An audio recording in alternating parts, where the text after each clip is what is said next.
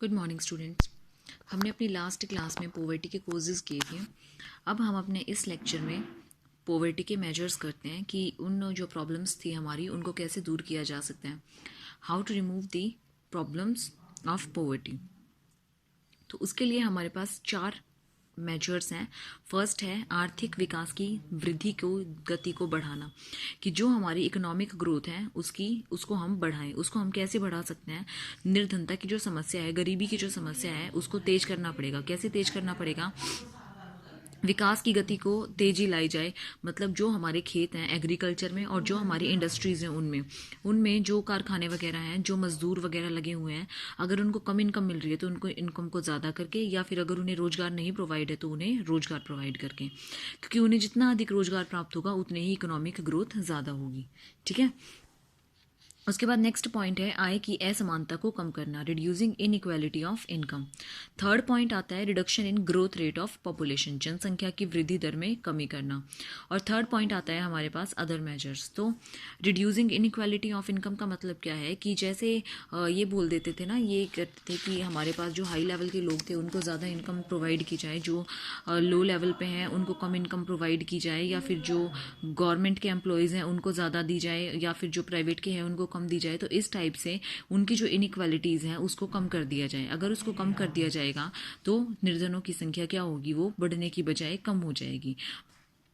क्योंकि जो पहले था, जो इनइक्वालिटी थी, उसकी वजह से क्या हो रहा था, जो धनी लोग थे वो और धनी हो रहे थे और जो निर्धन लोग थे वो और निर्धन हो रहे थे। ठीक है।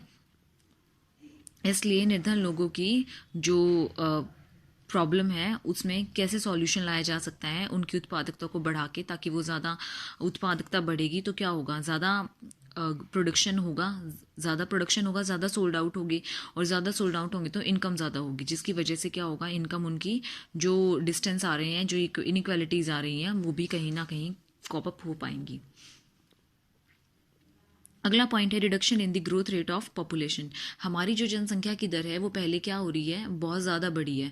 जो चीन है, चीन से बाद में सबसे ज़्यादा पॉपुलेशन हमारे यहाँ मानी जाती है, जिसकी वजह से क्या हो रहा है, उसमें खाने पीने को नहीं मिल रहा है लोगों को, और दूसरी चीज़ रोज़गार प्रोवाइड नहीं हो रहा है। रोज़गार प्रोवाइड नहीं होगा तो वो इतनी महंगाई है तो वो प्रोडक्ट्स को, या फिर बेसिक नेसेसिटी फूड्स को, शेल्टर को, क्लोथ को, एजुकेशन को, हेल्थ को नहीं अपना पा रहे हैं, या फिर ये कह सकते हैं कि उन्हें वो चीज़ें नहीं प्रोवाइड हो पा रही हैं।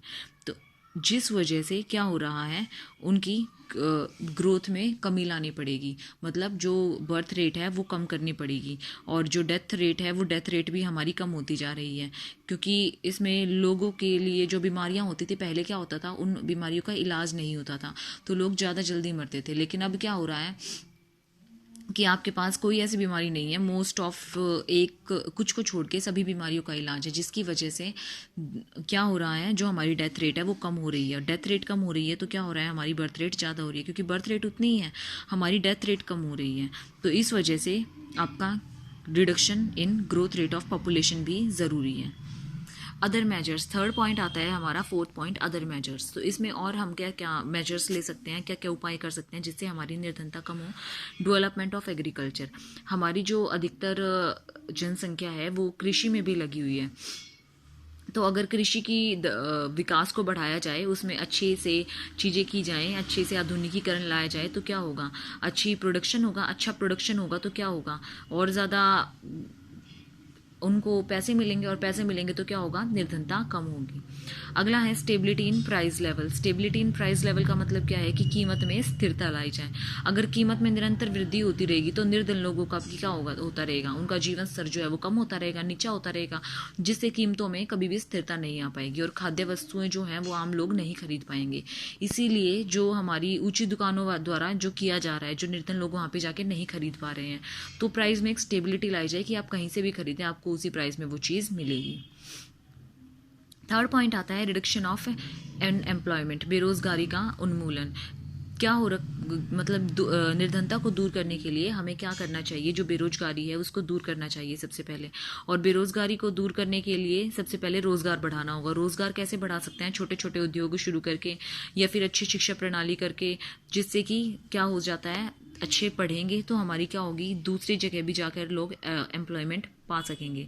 तो क्या होगा, हमारी बेरोजगारी कम होगी। बेरोजगारी कम होगी तो निर्धनता कम होगी। Change in technique of production, अगर अच्छी अच्छी टेक्निक्स यूज़ करेंगे, अच्छी अच्छी चीज़ें यूज़ करेंगे तो उनकी रोज़गार की मात्रा बढ़ेगी, रोज़गार की मात्रा बढ़ेगी और क्या होगा, प्रोडक्शन होगा, जिससे हमारी गरीबी क्या होगी, दूर होगी। Provision for minimum needs of poor, न्यूनतम आवश्यकताओं की संतुष्टि, न्यूनतम आवश्यकताओं की संतुष्टि, जैसे सरकार को जो गरीब लोग हैं उनको की जो बेसिक नेसेसिटी हैं वो पूरी करनी चाहिए। अगर वो पूरी करने में सरकार कुछ योगदान देती है तो उनके कुछ खर्चे कम होंगे, और अगर वो नहीं देती है तो उनके व्यय और ज़्यादा बढ़ जाएंगे, जिसकी वजह से निर्धनता वो बढ़ती ही जाएगी, क्योंकि वो उन्हीं पे फोकस करेंगे अपना। नेक्स्ट पॉइंट आता है special focus on backward regions, जो पिछड़े क्षेत्र होते हैं उन पर ज़्यादा ध्यान दिया जाता है। पिछड़े क्षेत्रों पर ज़्यादा ध्यान देने की वजह से जो प्रदेश होते हैं जिनमें सुविधाएं दी जानी चाहिए उन पे नहीं दी जाती है, ज़्यादा जो ज़्यादा पिछड़े हैं उन पर ध्यान दिया जाता है, जिसकी वजह से वो कुछ हद तक अपनी गरीबी रेखा से बाहर निकल आ पाते हैं। अगला है अपॉर्चुनिटीज़ फॉर सेल्फ एम्प्लॉयमेंट, अगर स्वयं रोजगार के लिए अवसर प्रदान करें, मतलब जैसे उनको लाइसेंसिंग वगैरह दी जाए, छोड़ दिया जाए। पहले जो लाइसेंसिंग दी जाती थी 1991 की पॉलिसी के बाद वो छोड़ दी गई थी, अगर वो लाइसेंसिंग बिल्कुल ख़त्म कर दी जाए और ट्रेनिंग प्रोवाइड की जाए कि किस काम को कैसे किया जा सकता है, तो क्या हो जाएंगे, सेल्फ एम्प्लॉयमेंट भी हो सकती है, स्वयं रोजगार के लिए अवसर पैदा हो जाएंगे। तो ये हमारे कुछ मेजर्स थे जो हमने डिस्कस किए हैं। अब हमारी ये कुछ योजनाएं हैं, इसमें से आपके 2 मार्क्स में क्वेश्चन आ जाता है कि ये योजनाएं कौन कौन सी हैं। बाकी जो अलग और टॉपिक्स आएंगे वो आपके 4 मार्क्स में ही आएंगे, कॉजेज या फिर मेजर्स, ठीक है। तो इसमें आप 3-4 अपनी योजनाएं याद कर ले, 4-5 योजनाएं, जैसे आपकी एक स्वर्ण जयंती ग्राम स्वरोजगार योजना है, इसमें क्या होता है, और दूसरी है आपकी नेशनल रूरल लिवलीहुड मिशन, मतलब राष्ट्रीय ग्रामीण आजीविका मिशन। तीसरी प्रधानमंत्री ग्रामोदय योजना, इसके बारे में तो आपने सुना भी होगा। Next urban self employment program, प्रधानमंत्री रोजगार योजना। प्रधानमंत्री ग्रामोदय योजना अलग है और रोजगार योजना अलग है। ग्रामोदय के अंतर्गत वो सारी सुविधाएं प्रोवाइड करते हैं और रोजगार के अंतर्गत वो रोजगार प्रोवाइड करते हैं, ठीक है। Development of self small and cottage industries, तो जो कॉटेज इंडस्ट्री और स्मॉल इंडस्ट्रीज हैं उनकी डेवलपमेंट की जानी। तो 4-5 तो आपकी यही हो गई, आप इनको ही अच्छे से कर सकते हैं, ठीक है। स्टूडेंट, आपको अपने पॉवर्टी वाले चैप्टर में बस इतना ही करना है, आपका ये चैप्टर ख़त्म होता है। बाकी नेक्स्ट चैप्टर जो है वो मैं नेक्स्ट लेक्चर में शुरू करा दूंगी आपको। Thank you students.